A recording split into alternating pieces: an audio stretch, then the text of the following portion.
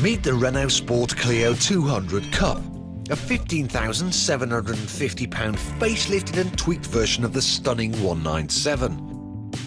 It's got an increase of 3 brake horsepower over the previous car and suspension created by the finest cornering gurus in France.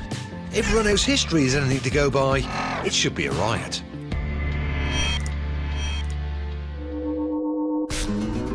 And we've delved deep into the history books to find its toughest competitor, this 2005 Renault Sport Clio 182 Cup. One of the best hot hatches of the 21st century. It's agile, focused and pure. A perfectly poised example of how scintillating a quick Clio can be. So, it's Nicole versus Papa. First up, the wise old hand. Now, it might be 5 years old, but the mechanics and physics of how a car grips and corners hasn't aged at all. This has got 182 horsepower at 6,500 revs. It feels very light. I mean, it's only just over a ton. You know, very flighty, steering's reactive. The engine doesn't really work too well if it's below 5,000 revs, so you've got to give it some stick. Right, enough chat. Time for a quick one. Start the clock.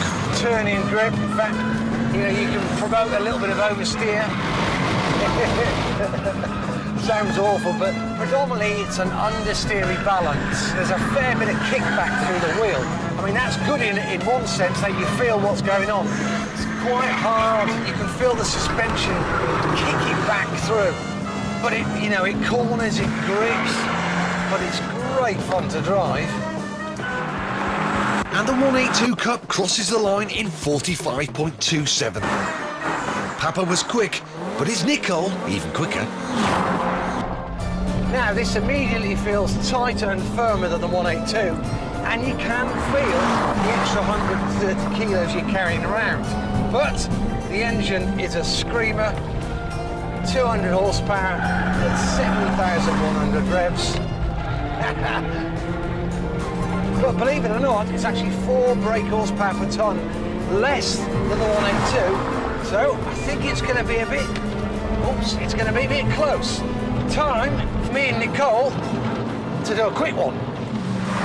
Start the clock, start the clock. It's really pointy on turn in. It feels alive. I mean, it's brilliant fun to drive.